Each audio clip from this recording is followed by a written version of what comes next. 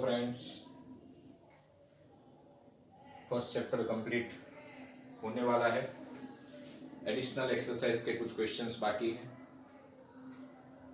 तो यहां पे हम कुछ कंसेप्ट्स जो सेकंड चैप्टर में दिए हुए हैं उन concepts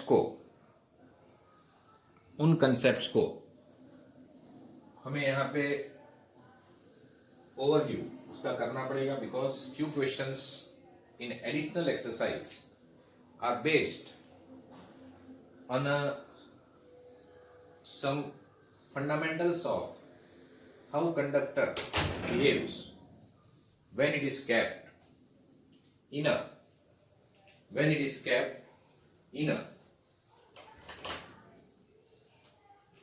uniform electric field, or if whether it is uniform or non uniform, but if conductor is placed in an electric field, क्या होगा, कंडक्टर के ऊपर हम चार्ज रखेंगे तब क्या होगा। जनरली जब हम कंडक्टर को डिफाइन करते हैं तो दिमाग में एक ही कंसेप्ट क्लियर है कंडक्टर का कि through which current can flow, जिसमें से चार्ज इजीली मूव कर सकता है उसे हम कंडक्टर कहते हैं। उसमें गलत भी कुछ नहीं, सही है। लेकिन एक और प्रॉपर्टी कंडक्टर की ये है कि इन द स्टैटिक सिचुएशन मतलब कि जब कंडक्टर से करंट पास नहीं हो रहा है, ओके, थ्रू कंडक्टर और on the surface of conductor, if there is no motion of charge means there is no current, in that case electric field is zero everywhere inside the conductor. We know that construction of conductor. We know the construction of conductor. In this construction of conductor, we know that valence electron from atom, जो atom से free हो जाते हैं, valence electron atom से free हो जाते हैं, atom converts into ion and ion fixed at lattice point. Ion is fixed at particular location, जिसे लैटिस पॉइंट कहते हैं। और जो फ्री इलेक्ट्रॉन्स है वो यहां वहां भटकते रहते हैं,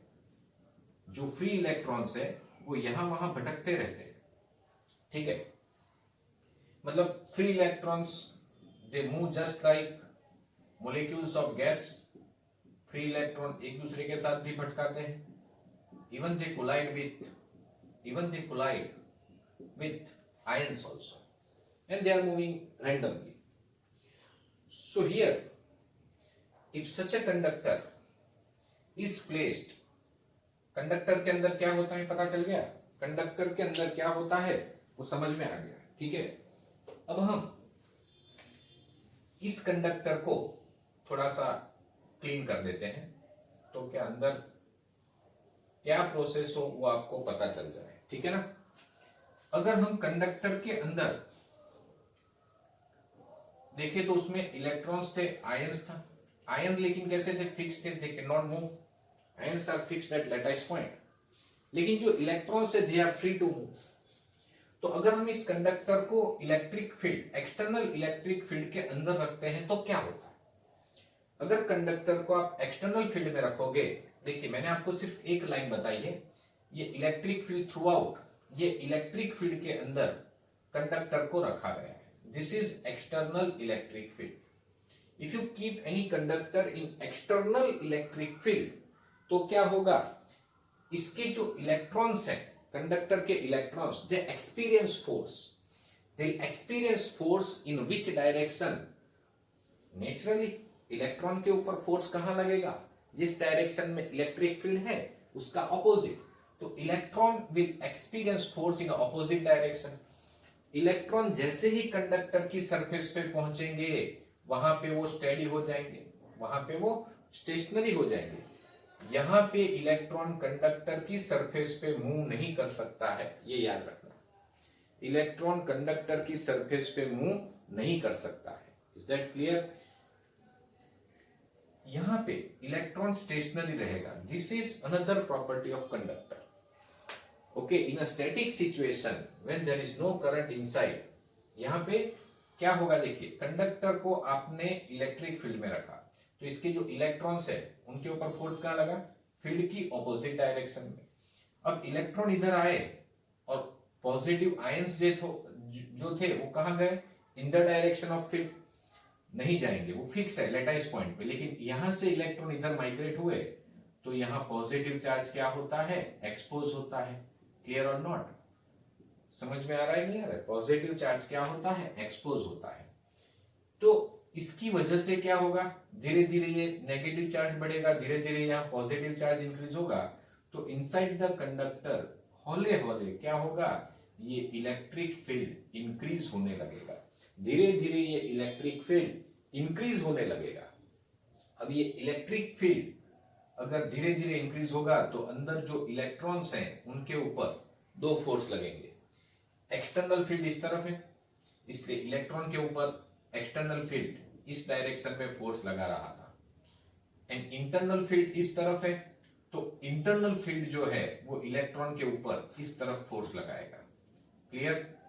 initially in very early stage ये एक्सटर्नल फील्ड जो है वो काफी स्ट्रांग होता है कंपेयर टू इंटरनल. इसलिए ये वाला एक्सटर्नल फील्ड के कारण इलेक्ट्रॉन के ऊपर जो फोर्स लगेगा, फील्ड इस तरफ है, इलेक्ट्रॉन के ऊपर फोर्स कहां लगा, opposite to the electric field. जब हमने इनिशियली कंडक्टर को इलेक्ट्रिक फील्ड में रखा तो यहां एक भी इलेक्ट्रॉन नहीं था. But because of this electric field slowly slowly electron, हौले हौले इलेक्ट्रॉन इस सरफेस पे डिपॉजिट होने लगे. एंड धीरे धीरे यहाँ पॉजिटिव चार्ज एक्सपोज होने लगा. तो स्लोली धीरे धीरे क्या होगा, ये electric field goes on increasing. ये इलेक्ट्रिक फील्ड धीरे धीरे बढ़ जाएगा, बढ़ता जाएगा. तो ये जो इलेक्ट्रॉन है इधर क्यों आया था, क्योंकि एक्सटर्नल फील्ड इस तरफ है, तो इसकी वजह से इलेक्ट्रॉन के ऊपर ये डायरेक्शन में फोर्स लगा, इसलिए मैंने इसको बोला एफ एक्सटर्नल. ठीक है. और इंटरनल फील्ड इस तरफ है तो फोर्स लग रहा है इस तरफ, तो इंटरनल फील्ड के कारण फोर्स इस तरफ लगेगा. लेकिन इनिशियली क्या होगा, यहां इनिशियली अगर इलेक्ट्रॉन का नंबर कम होगा या पॉजिटिव चार्ज भी कम एक्सपोज होगा तो इंटरनल इलेक्ट्रिक फील्ड उतना स्ट्रांग नहीं होगा, अभी भी ये फोर्स ज्यादा है. लेकिन क्या होगा कि जब ये इलेक्ट्रिक फील्ड उतना स्ट्रांग हो जाएगा, इंटरनल इलेक्ट्रिक फील्ड इतना स्ट्रांग हो जाएगा कि net electric field inside the conductor, net electric field becomes zero. मतलब जितना एक्सटर्नल है उतना ही इंटरनल, मतलब इलेक्ट्रॉन के ऊपर जितना फोर्स एक्सटर्नल के कारण लगेगा उतना ही इंटरनल फील्ड के कारण लगेगा. तो net force on the electron it becomes zero. And अब इलेक्ट्रॉन यहां पे फ्री हो गए, बराबर. मतलब they do not experience any force inside the conductor. मतलब ऐसा मत सोचना कि इलेक्ट्रॉन सब स्टेडी है, नहीं. Electron because of thermal energy वो तो रैंडम मोशन करते ही रहेंगे अंदर, लेकिन यहां जितने मैक्सिमम इलेक्ट्रॉन डिपॉजिट होने वाले थे वो हो गए, या मैक्सिमम पॉजिटिव चार्ज एक्सपोज हो गया. लेकिन ये सिलसिला तब तक चलेगा जब तक inside the conductor net electric field zero नहीं हो जाता. Inside the conductor net electric field, ये जो मैंने बताया ई इन, मतलब inside the conductor electric field is a vector sum of external field and internal field. ये इंटरनल फील्ड है, it is generated because of deposition of this charge. जब ये दोनों की वैल्यू सेम हो गई, डायरेक्शन तो आपको पता है इंटरनल इस तरफ है, ये इंटरनल फील्ड है और ये एक्सटर्नल फील्ड है. जब दोनों की वैल्यू सेम हो जाएगी, डायरेक्शन कैसा है, ऑपोजिट, तो नेट इलेक्ट्रिक फील्ड इनसाइड, ये इंटरनल है, ये इनसाइड लिखा है, दोनों चीजें अलग है. Net electric field inside the conductor क्या हो जाएगा, जीरो. और जब नेट इलेक्ट्रिक फील्ड जीरो हो जाएगा मतलब यहां पे चार्जेस के ऊपर कोई नेट इलेक्ट्रिक फोर्स नहीं लग रहा है. अब ये चार्ज यहां पे आने के बाद कैसा हो गया, स्टेडी. ये इलेक्ट्रॉन कंडक्टर की सरफेस पे मूव नहीं हो सकता है. भाई ये प्रॉपर्टी है कंडक्टर का, क्यों नहीं हो सकता है, डू नॉट आस्क. ऐसा होता है, ऐसा होता है. जब ये इलेक्ट्रॉन सरफेस की कंडक्टर पे आ गई, it is a property of conductor कि जब ये इलेक्ट्रॉन कंडक्टर की सरफेस पे आ गया तो वहां वो स्टेडी रहेगा, वहां वो मोशन नहीं करेगा। इसका मतलब ये हुआ कि इस इलेक्ट्रॉन के ऊपर, ध्यान से सुनना, इस इलेक्ट्रॉन के ऊपर tangential to the conductor, conductor की सरफेस को टेंजेंशियल डायरेक्शन, मतलब सरफेस पे मूव नहीं हो सकता, मतलब अलोंग द सरफेस इलेक्ट्रॉन के ऊपर कोई फोर्स नहीं लगता है। अब इस डायरेक्शन में या इस डायरेक्शन में इलेक्ट्रॉन के ऊपर फोर्स नहीं लग रहा है, मतलब इस तरफ इलेक्ट्रिक फील्ड क्या होगा, बोलिए क्या होगा, जीरो। क्योंकि सुनिए, इलेक्ट्रॉन के ऊपर tangential to the surface, tangential to the surface force zero लग रहा है, इसीलिए तो इलेक्ट्रॉन मूव नहीं कर रहा है। अगर आप इसको एक्स डायरेक्शन ले लो, अब ये एक्सटर्नल फील्ड यहां तो है, बराबर, ये एक्सटर्नल फील्ड आई कहां से, कहीं से आई होगी, यहाँ कोई पॉजिटिव होगा, यहाँ कोई नेगेटिव होगा, उसने एक्सटर्नल फील्ड जनरेट किया होगा, ठीक है। तो इस डायरेक्शन में इलेक्ट्रॉन के ऊपर फोर्स नहीं लग रहा है, मतलब इस डायरेक्शन में फील्ड नहीं होना चाहिए। तो जो एक्सटर्नल फील्ड है वो कंडक्टर के सरफेस पे कैसे होगी present, normal to the surface, मतलब अगर ये x है तो ये y है। अब अगर कोई वेक्टर 100% y डायरेक्शन में होता है, अगर कोई वेक्टर 100% y डायरेक्शन में होता है तो x डायरेक्शन में उसका कंपोनेंट क्या होगा, जीरो। अब 100% y डायरेक्शन मतलब normal to the surface, x direction मतलब टेंजेंशियल टू द सरफेस, अगर ये फील्ड 100% y डायरेक्शन में है तभी उसका x कंपोनेंट क्या होगा, जीरो, और तभी इस इलेक्ट्रॉन के ऊपर tangential to the surface force नहीं लगेगा, तभी इस इलेक्ट्रॉन के ऊपर tangential to the surface force नहीं लगेगा। आप समझना, इस बात को समझना, यहां पे इलेक्ट्रिक फील्ड लाइन जो है वो कंडक्टर की सरफेस पे नॉर्मली एंटर होती है और नॉर्मली बाहर निकलती है, नॉर्मली एंटर होती है और नॉर्मली बाहर निकलती है। याद रखना, अगर आपके कहीं कोई क्वेश्चन आ जाए कि conductor is placed in external field, then what is the nature of the electric field, how it enters, how it leaves, तो कंडक्टर पे, कंडक्टर की सरफेस पे इलेक्ट्रिक फील्ड एंटर हुआ परपेंडिकुलरली, परपेंडिकुलरली एंटर होता है, normally enter होता है, leave also normally, but inside the conductor field is zero. Is that clear, समझ में आ रहा है। ये नेगेटिव चार्ज है तो यहाँ पे इलेक्ट्रिक फील्ड अंदर जाता है, ये पॉजिटिव चार्ज है तो यहाँ से बाहर निकलता है, पर अंदर कैसा जाता है, normally in, okay, and normally it comes out. तो to the surface of conductor, हमेशा याद रखना कि जब हम कंडक्टर को एक्सटर्नल फील्ड में रखते हैं, जब हम कंडक्टर को एक्सटर्नल फील्ड में रखते हैं तो इलेक्ट्रॉन्स के ऊपर फोर्स लगेगा एक्सटर्नल फील्ड की ऑपोजिट डायरेक्शन में, और इलेक्ट्रॉन सरफेस पे आने के बाद स्टेडी हो जाएंगे, they could not move on the surface. Dear friends, ध्यान रखना, वो सरफेस पे मूव नहीं होते हैं, उस सरफेस पे स्टेशनरी रहते हैं, ठीक है। और यहाँ पे पॉजिटिव चार्ज, ऐसा मत सोचना कि आयन इधर आ गए, यहाँ पॉजिटिव चार्ज एक्सपोज होगा because of deficiency of electron in that region. तो इनसाइड द कंडक्टर इस डायरेक्शन में इलेक्ट्रिक फील्ड जनरेट होगा, इनसाइड द कंडक्टर इस डायरेक्शन में इलेक्ट्रिक फील्ड जनरेट होगा। जब ये internal electric field external field को बैलेंस करेगा तो inside the conductor net electric field zero हो जाएगा। क्लियर। तो इन द स्टैटिक सिचुएशन ये सारे चार्ज स्टेडी है। Clear. In the static situation when there is no current inside or on the surface of conductor, electric field inside the conductor, everywhere electric field inside the conductor is zero. This is the defining property of conductor. Conductor is such a material जिसके अंदर ये property है। Is that clear? बाकी material conductor नहीं होते हैं। Clear or not? So inside the conductor, when it is kept in external electric field, inside the conductor electrostatic field is zero. ये हमेशा आप याद रखना, आप समझना। This is few important points regarding electrostatics of conductor. जब हम conductor को बैटरी के साथ कनेक्ट करते हैं तो हमने यहाँ पोटेंशियल डिफरेंस बाहर से अप्लाई किया, तब जाके अंदर इलेक्ट्रिक फील्ड जनरेट होगा। ये हम थर्ड चैप्टर में पढ़ेंगे। और अभी हम कंडक्टर को एक्सटर्नल फील्ड के अंदर रख रहे हैं। जब कंडक्टर को एक्सटर्नल फील्ड के अंदर रखते हैं तो इमीडिएटली ऐसा चार्ज डिस्ट्रीब्यूशन हो जाता है and inside the conductor electric field becomes zero. Is that clear? अब यहां पे समझना कहां कब कब अंदर इलेक्ट्रिक फील्ड जीरो होगा कि कंडक्टर को आपने एक्सटर्नल फील्ड में रखा, अगर मैं यहाँ पे इतना पोर्शन कट कर लेता हूं, मतलब इसे कहते हैं हॉलो कंडक्टर। इसे क्या कहते हैं? Hollow conductor. अब हॉलो कंडक्टर होगा तो इलेक्ट्रॉन यहां से यहां माइग्रेट होंगे ऐसे।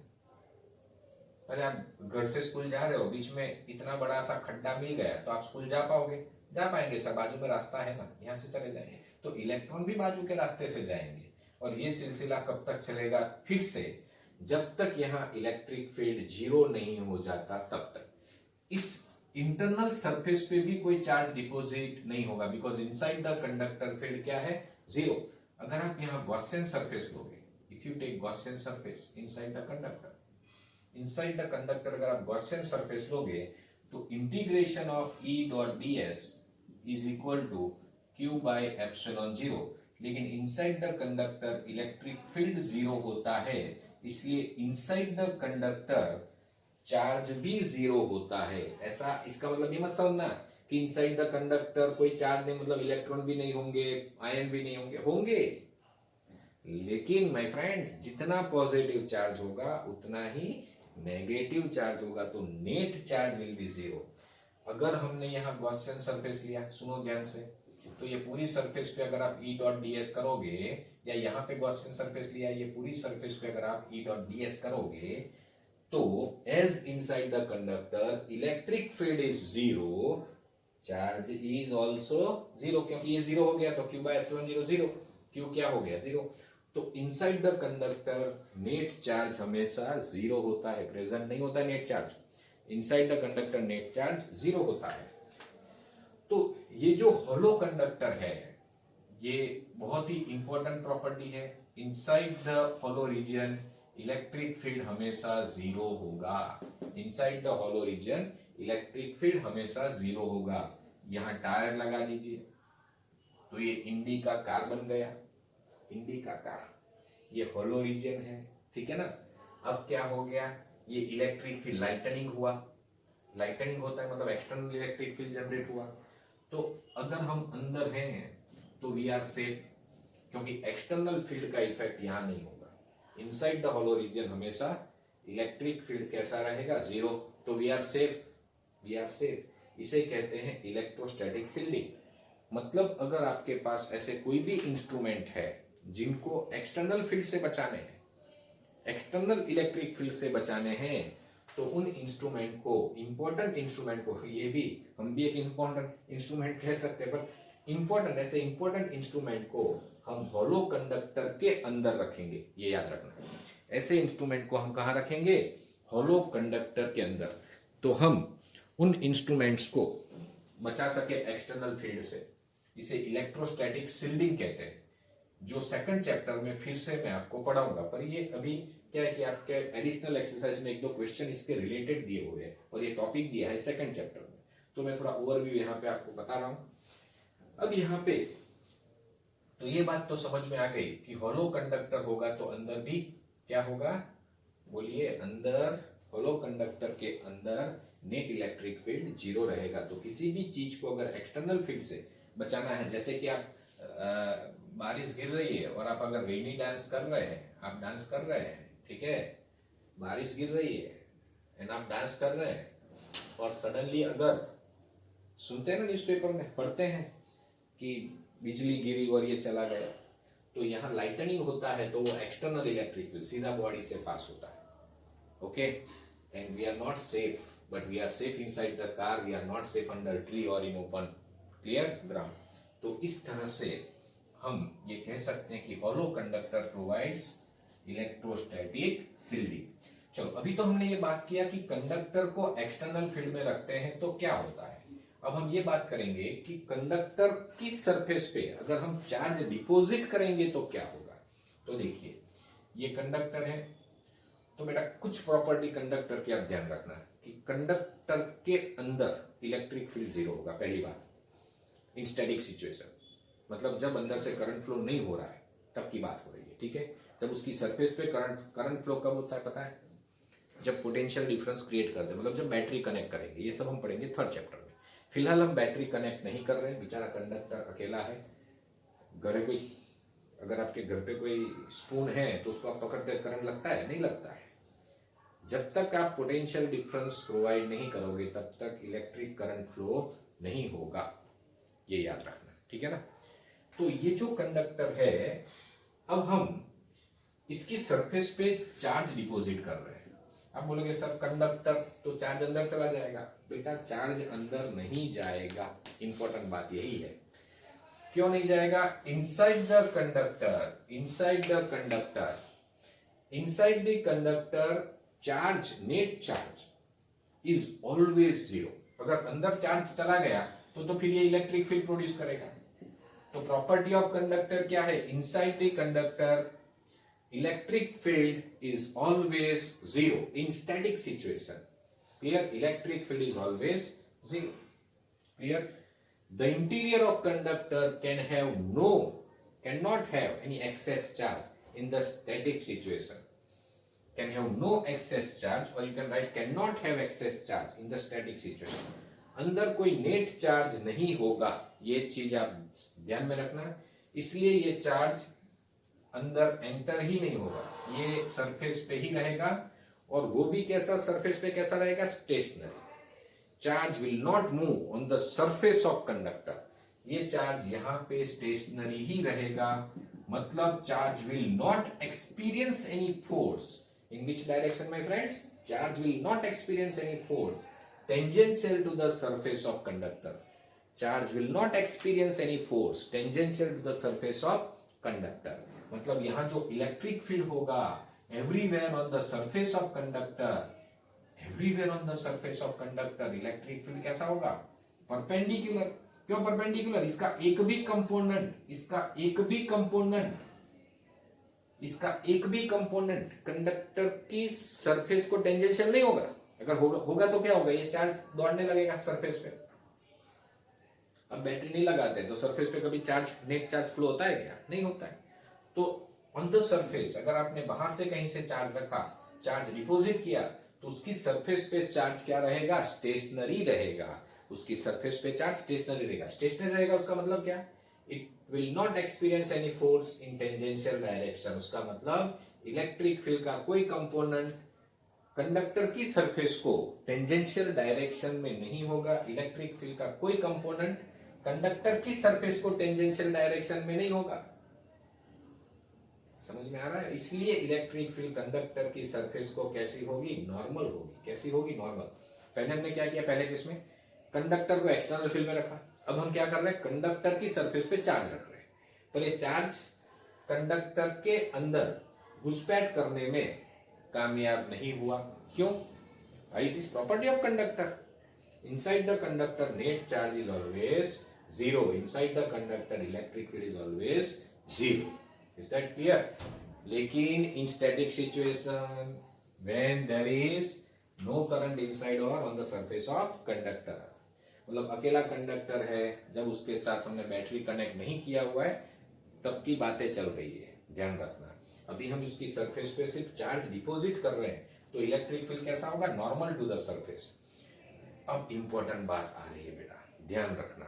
देखिए, सपोज मुझे यहाँ इलेक्ट्रिक फील्ड कितना है वो फाइंड करना है, और इस रीजन में सेकंड चैप्टर में डिटेल में पढ़ेंगे बेटा, पर इस रीजन में सपोज क्योंकि ये सरफेस डिस्ट्रीब्यूशन है इसलिए यहाँ पे डेंसिटी सिग्मा है। आपको कुछ याद आ रहा है? अगली वीडियोस में मैंने एक चीज बताई थी कि अगर आपके पास सॉलिड स्फीयर है एंड होलो स्फीयर, दोनों कंडक्टिंग है, which can hold more charge? बताइए।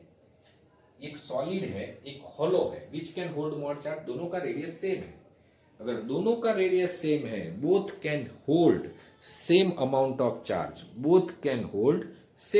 चार्ज। रीजन? क्योंकि दोनों की सरफेस पे ही चार्ज डिस्ट्रीब्यूट हो सकता है। Volume distribution is not possible. और सरफेस एरिया दोनों का सेम है क्योंकि दोनों का रेडियस सेम है, तो दोनों के ऊपर चार्ज कैसा होगा? सेम होगा। ठीक है।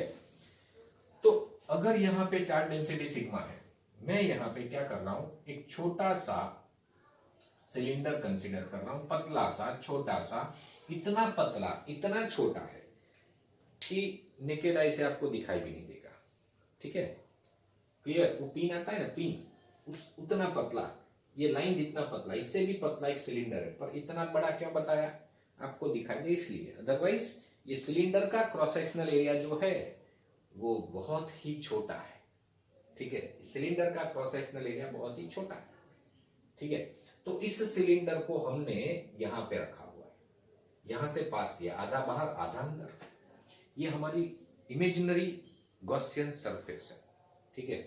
अब आप समझिए कि ये एरिया ए है और ये कर्व सरफेस एरिया ए है, ये कर्व सरफेस एरिया ए है और ये कर्व सरफेस एरिया कुछ होगा और ये plane surface area is a, sorry plane surface area is ए।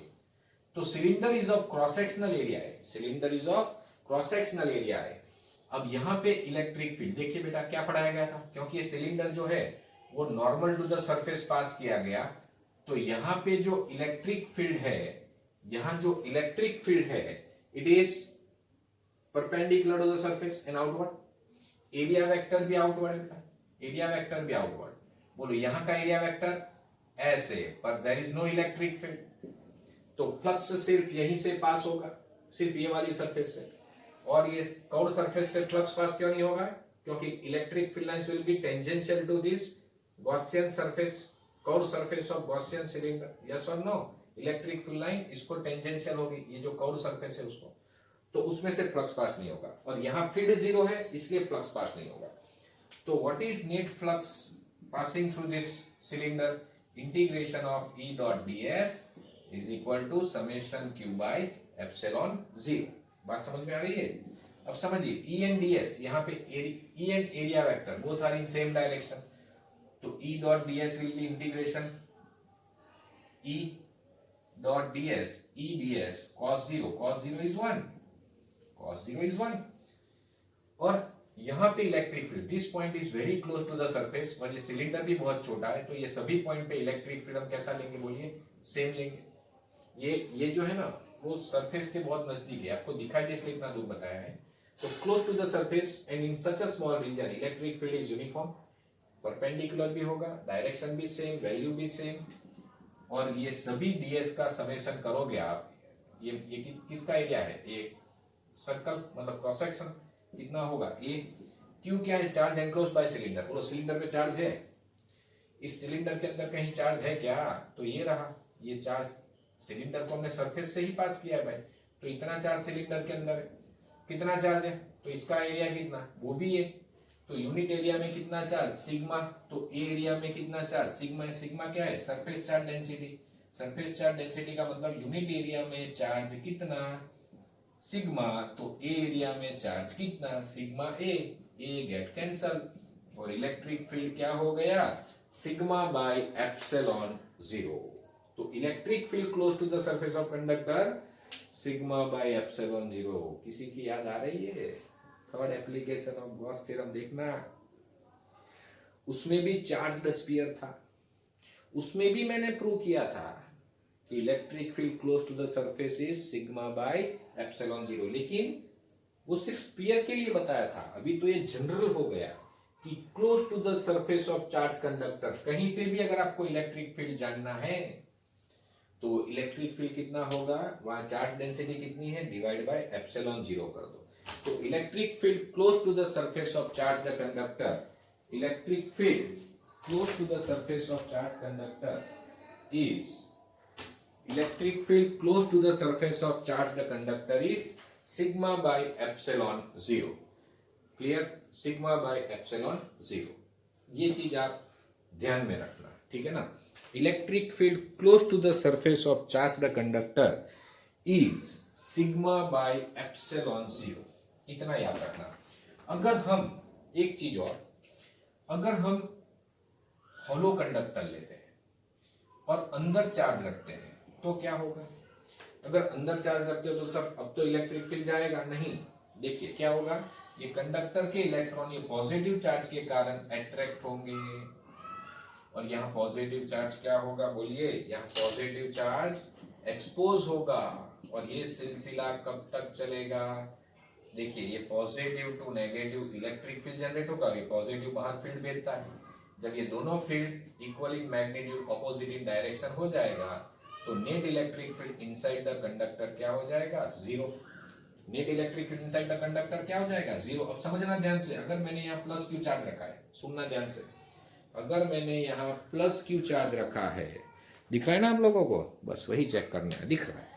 अगर मैंने यहाँ प्लस क्यू चार्ज रखा है माइंड वेल, तो यहाँ कितना चार्ज इंड्यूस होगा, तो charging by induction first day या सेकंड डे वीडियो में इंड्यूस चार्ज की वैल्यू मैंने आपको इस इक्वेशन से बताई थी और मैंने बोला था आप मुझे याद दिलाना। किसी ने याद नहीं दिलाया कि सर इसका क्या करना है। देखिए कंडक्टर के लिए के क्या होता है, डाइलेक्ट्रिक कांस्टेंट इनफाइनाइट होता है, 1/इंफिनिटी क्या होता है, जीरो, मतलब इंड्यूस चार्ज क्या होता है, माइनस क्यू जितना। ये कौन सा चार्ज है जो इसको इंड्यूस कर रहा है। चलो यहाँ पे क्यू के कारण यहाँ इंडक्शन हुआ, क्यू के कारण यहाँ इंडक्शन हुआ, तो ये इंडक्शन क्यों हुआ, because of this plus Q.